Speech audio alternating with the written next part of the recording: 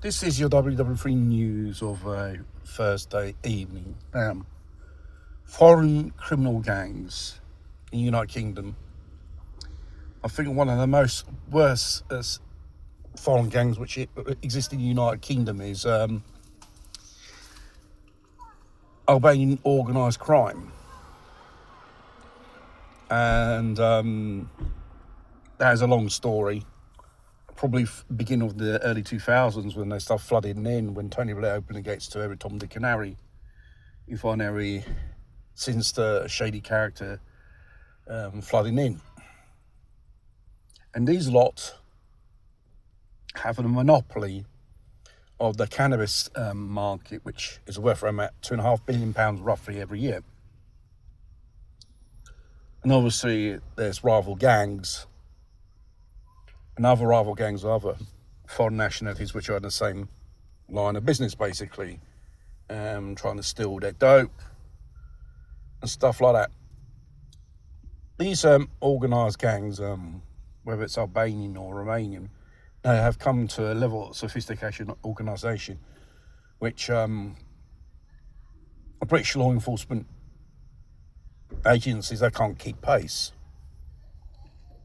There was a video which was shown on GB News, video how these gangs can turn a house into one of these growing laboratories for cannabis, and the necessary requirements to produce this cannabis culture and security measures. And when the crop of harvest, they just clean the place up and the house returns back to normal business as usual until they don't go to another house. So it's difficult for the British coppers to keep track. And they're very violent and brutal when dealing with people, even with the coppers that don't give no shit.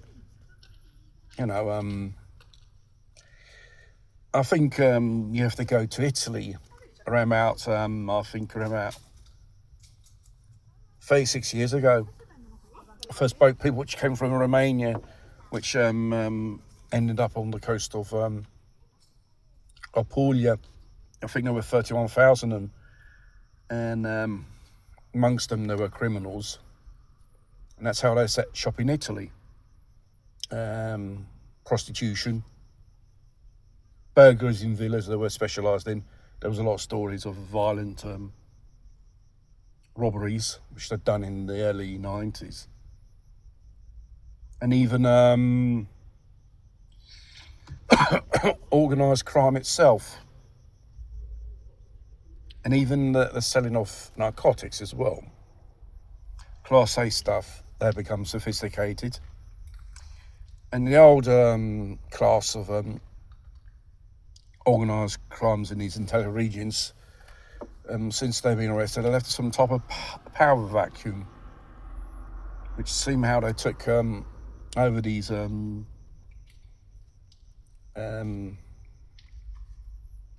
businesses, territories I should say.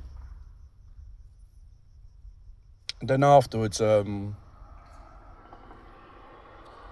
obviously they spread into other European countries as well. And it's becoming more eradicated in United Kingdom, because there was a huge profit margin in selling cannabis, and probably explains why a lot of violence on the streets, because most of these people, and other shady companies, are probably using this substance for some motive or another.